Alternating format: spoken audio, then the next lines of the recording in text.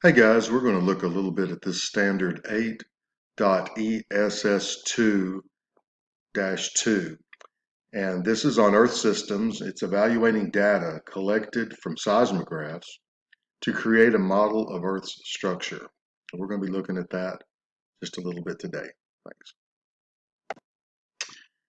Okay, let's look at the seismic waves. And when we talk about seismographs being used to determine what's inside of Earth's structure, we're talking about the seismic waves that an earthquake will give off in plate tectonics. And the three types of waves, as a quick review, are the P waves, which are the primary waves, which tell you that they're the first to arrive. And these have an accordion movement, and these can go through solids and liquids. And that's a distinguishing characteristic you need to remember, that the P waves can actually travel through solids and liquids. The S waves are commonly mislabeled as seismic waves. These S waves are really secondary waves. These are the second waves to arrive. They have an up and down and a side to side movement, but they can only go through liquids. So there's a real difference between the P waves and S waves. Remember, P waves can go through solids and liquids. S waves can only go through liquids.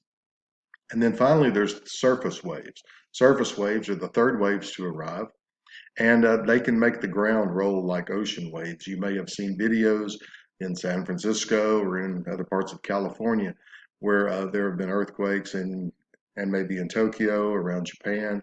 If you think about that whole area is right there on the Ring of Fire in the Pacific. And you may have seen videos, or you can Google some, and actually you'll see the office buildings a lot of times shaking, the people inside. And so the ground is rolling like an ocean wave from the epicenter. And that is something that is definitely that we feel. But we're going to be thinking about the seismic waves that are going to be used with a seismograph to actually map the interior of the Earth. And these can be sent down using a tool to determine, how fast those seismic waves are traveling down through the Earth, and that can give us a little bit of an indication of what exactly the Earth is made of. Okay, let's look a little bit at Earth structure as a quick review. You remember it's the crust, mantle, and core, but more specifically, mechanically, it is defined as the lithosphere, the asthenosphere, the mesosphere, the outer core and inner core. So it's got a little more detail to it as you get a little older. And if you'll remember that the lithosphere is not only the crust, but it's also the upper part of the mantle. And then the asthenosphere and mesosphere continue to make up what the rest of the mantle is made up of. If you'll look over here along the right-hand side of the screen, you can see continental crust, oceanic crust, upper mantle, upper mantle. And what this has done is actually divided up the lithosphere into sections based on how fast seismic waves can travel through a particular layer of Earth. And if we remember that waves travel faster through solids than liquids and faster through liquids than through air.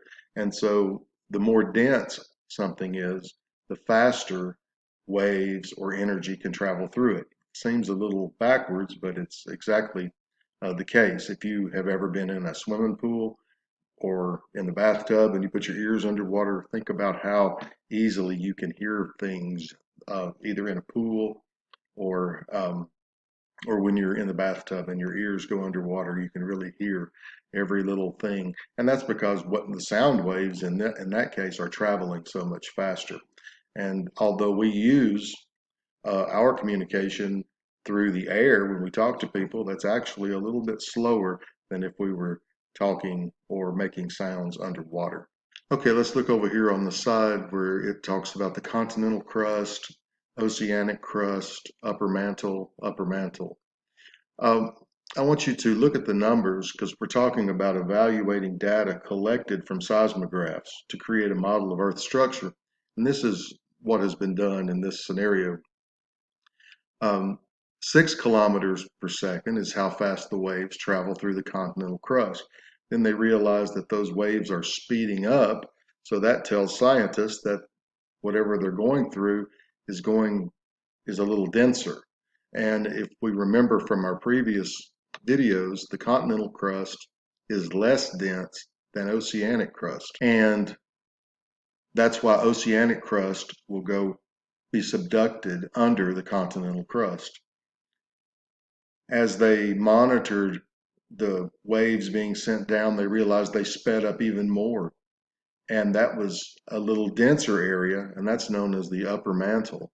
And so those three layers make up the lithosphere. And then they were just a tad bit slower in the asthenosphere. And that told them, scientists, I believe, that, oh, that must be a little more fluid, a little softer material right there. And so that would let me know that that's where the convection cycle is probably going to be taking place, where these plates are going to be floating on the asthenosphere, and therefore you can get a little bit of movement from those convection currents. Traveling on down the mesosphere, you can tell it's probably a little more dense, I would imagine, because it's traveling at 13 kilometers per second. That's how fast the waves can go down. Then we notice when we get to the outer core, 8 kilometers per second, that tells us that it's probably a little more fluid at that point. And if you remember when we talked about Earth structure, we were talking about the inner core then is more solid, made of nickel and iron, and you see there that the waves actually speed up when they reach that level. So when scientists use their seismographs um, to monitor or to try to investigate Earth's surface, they can figure out, oh, there's a, a speeding up or a slowing down of the waves, and that lets them know that they're going through a more dense or less dense area. And that's the best guess that scientists have about the interior of the Earth. And once again, that's um, the best science we have at this point, because we cannot travel to the inner core. We can't send anything to the inner core or outer core. We just have to use the tools available at that time. Anyway, hopefully that helps you. You can still do some research on your own, but basically, when you're evaluating Earth structure using seismographs, this is the best way that I've found to determine that. Anyway, I'll see you on an upcoming video, and thank you very much.